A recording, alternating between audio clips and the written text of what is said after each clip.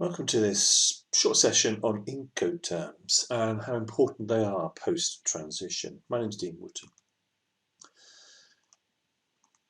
Now, post-transition, that's the Brexit transition, we have zero-rated exports when goods leave the UK. It doesn't matter where they're going, as long as they're leaving the UK, that is a zero-rated export. And when goods come into the UK, we've got import VAT. Whether they come in from Germany or the States, it's import VAT. We've also got a 0% preferential duty rate with the EU, provided, of course, the goods are of UK or EU origin. Now, to begin to understand the VAT and duty implications of these cross-border transactions in 2021 and beyond, you've got to understand what Incoterms are, international commercial terms. Now, these are internationally recognised, so they're everywhere. And they're inserted into a commercial contract, and they classify tasks, costs, risks of the seller and the buyer. And essentially, they're all about responsibility. Who's responsible for doing what? Who's responsible for transporting the goods, insuring the goods, clearing the export declaration, clearing the import declarations, paying the import VAT, paying the duty? It's all dictated by the Incoterm. Now, the importer record is identified from that Incoterm, and that again is an important concept when you're moving goods across border. So let's look at examples of these Incoterms. They're very, very important post-transition. Now, first one we're going to look at is Ex Works, EXW. Let's say I've got a UK company and they're moving goods to France. So the VAT liability is fine, is zero-rated, but it's the problems are all about who's responsible for moving them or for who's responsible for all the declarations. Now, Ex Works is literally the UK company almost like opening its door at its warehouse, and the French company picking up the goods and taking them from your warehouse to their warehouse in France. So Ex Works, the UK company, doesn't do very much at all. They literally make their goods available for pickup. Now, the export C88, that is just the responsibility of the French company. They've got the goods at the point of dispatch, so the UK's borders. They must complete the export documentation. The French company must also complete the import declaration going to France. The French company must pay the import VAT in France. So Ex Works is great from a UK company's perspective because they literally do nothing. The importer of record would be the French company, and they will deal with not only the export C88, but the import C88 and the French import VAT. Now let's look at another couple. Now, FOB, free on board, and CIF, cost, insurance and freight. Same UK code, zero-rating the export of goods to the French company.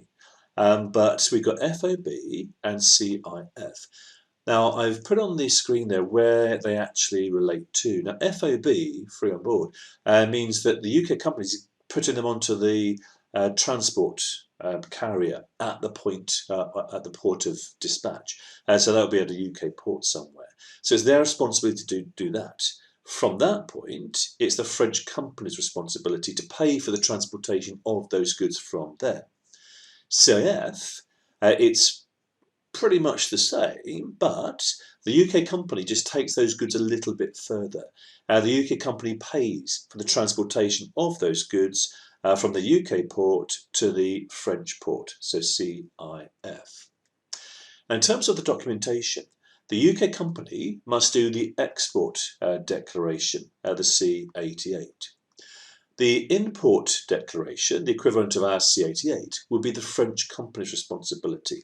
The French company must pay the import VAT. So FOB and CIF, the declarations are prepared by the same people. So UKCO does the export in both of those Incoterms, and the French company does the import declarations in both of those Incoterms. If you're looking at valuations for imports always valued on CIF valuation.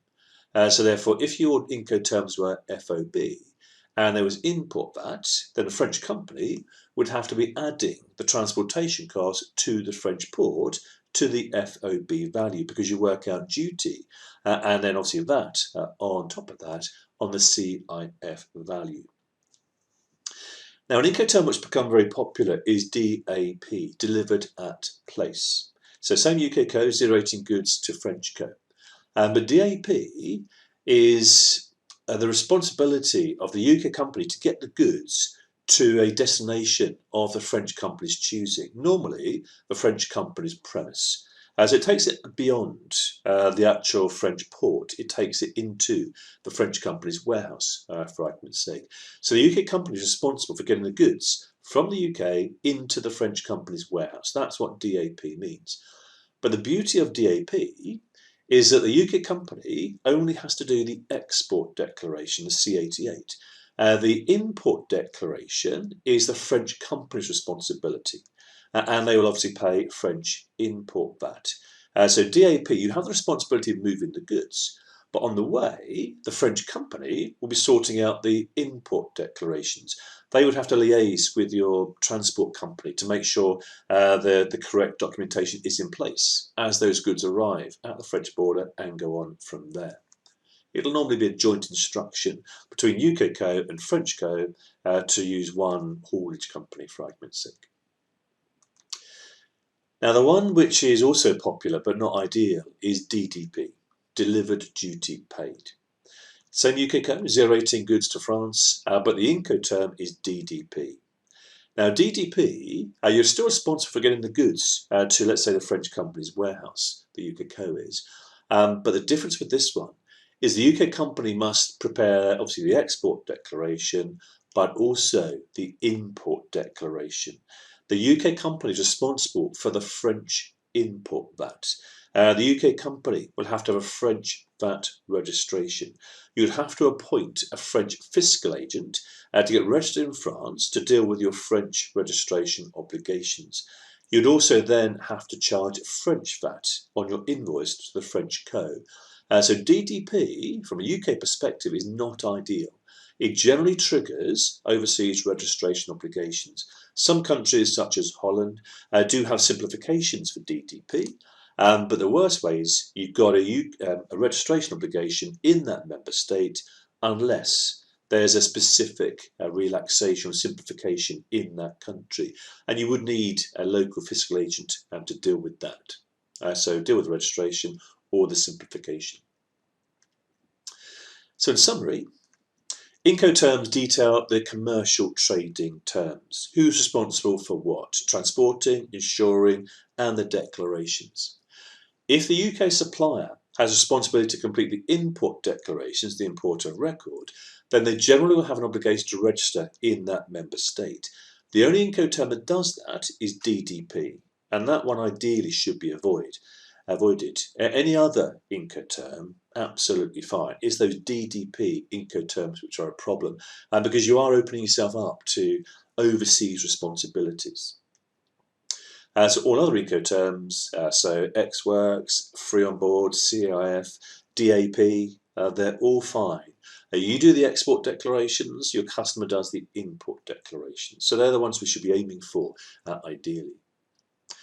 Well, that concludes this short session on Incoterms. Any questions you've got, please get hold of me via my website. So thank you for listening to this short webinar on Incoterms.